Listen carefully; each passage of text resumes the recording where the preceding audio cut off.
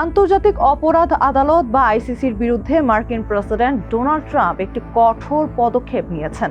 সেই পদক্ষেপের বিরুদ্ধে এবার আদালতে মামলা করেছে যুক্তরাষ্ট্রের 4টি মানবাধিকার সংগঠন। 11 আগস্ট নিউ ইয়র্কের এক আদালতে মামলাটি দায়ের করে human rights watch, open society institute, American French service committee এবং সেন্টার ফর কনস্টিটিউশনাল রাইটস। তাদের অভিযোগ, ট্রাম্প প্রশাসন আইসিসির সঙ্গে যুক্ত বিভিন্ন ব্যক্তি ও প্রতিষ্ঠানের উপর নিষেধাজ্ঞা আরোপ করছে, যা অন্যায় ও সংবিধান বিরোধী, সেই সঙ্গে আন্তর্জাতিক আইনেরও লঙ্ঘন। আইসিসি হলো এমন একটি আন্তর্জাতিক আদালত যেখানে গণহত্যা, যুদ্ধাপরাধ ও মানবতা বিরোধী অপরাধের মতো গুরুতর অপরাধের বিচার করা হয়। ট্রাম্প প্রশাসন মনে করে আইসিসি যুক্তরাষ্ট্র ও ইসরায়েলের কর্মকর্তাদের বিরুদ্ধে মামলা করে তার ক্ষমতার সীমা ছাড়িয়ে যাচ্ছে, কারণ যুক্তরাষ্ট্র ও ইসরায়েল আইসিসির সদস্য নয়। এই কারণে গত বছর ট্রাম্প একটি নির্বাহী আদেশ দেন। এতে আইসিসির বিচারক, প্রসিকিউটর এবং আদালতের সঙ্গে কাজ করা ব্যক্তিদের উপর নিষেধাজ্ঞা দেওয়ার সুযোগ তৈরি হয়।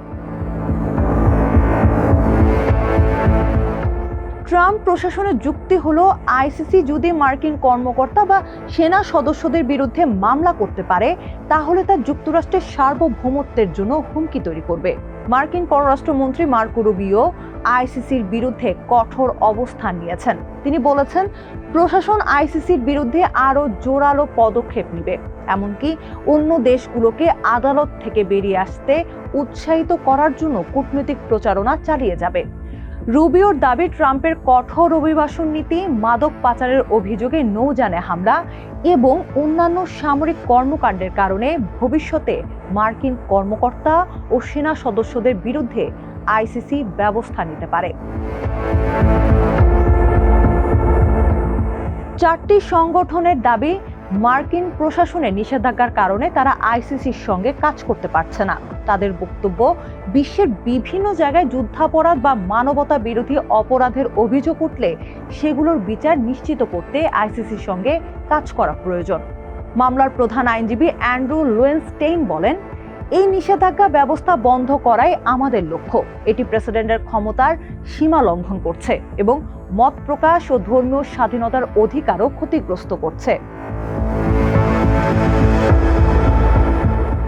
আইসিসির সঙ্গে ট্রাম্পের বিরোধ অনেক পুরনো।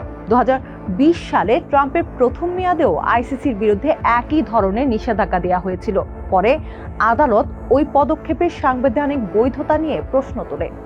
এরপর 2021 সালে প্রেসিডেন্ট জো বাইডেনের প্রশাসন সেই নিষেধাজ্ঞা তুলে নেয়। কিন্তু ট্রাম্প আবার প্রেসিডেন্ট হওয়ার পর আইসিসির বিরুদ্ধে আগের অবস্থানে ফিরে গেছেন। মানবাধিকার সংগঠনগুলোর এই মামলা মূলত প্রশ্ন তুলেছে, মার্কিন প্রেসিডেন্ট কি নির্বাহী আদেশের মাধ্যমে এমন নিষেধাজ্ঞা দিতে পারেন যা কোনো সংগঠনকে আন্তর্জাতিক বিচার ব্যবস্থার সঙ্গে কাজ করা থেকে বাধা দেয়? এটি ট্রাম্প প্রশাসনের বিরুদ্ধে আইসিসি সংক্রান্ত মামলার প্রথম ঘটনা নয়। এর আগে ফিলিস্তিনিদের মানবাধিকার নিয়ে কাজ করা কয়েকটি সংগঠনও একই ধরনের মামলা করেছে। একদিকে ট্রাম্প প্রশাসন বলছে আইসিসি যুক্তরাষ্ট্রের সার্বভৌমত্বের জন্য হুমকি, অন্যদিকে মানবাধিকার সংগঠনগুলোর দাবি, আন্তর্জাতিক অপরাধের বিচার নিশ্চিত করতে আইসিসির সঙ্গে কাজ করার অধিকার তাদের রয়েছে। এখন আদালতের সিদ্ধান্তই ঠিক করবে কোনটি সঠিক।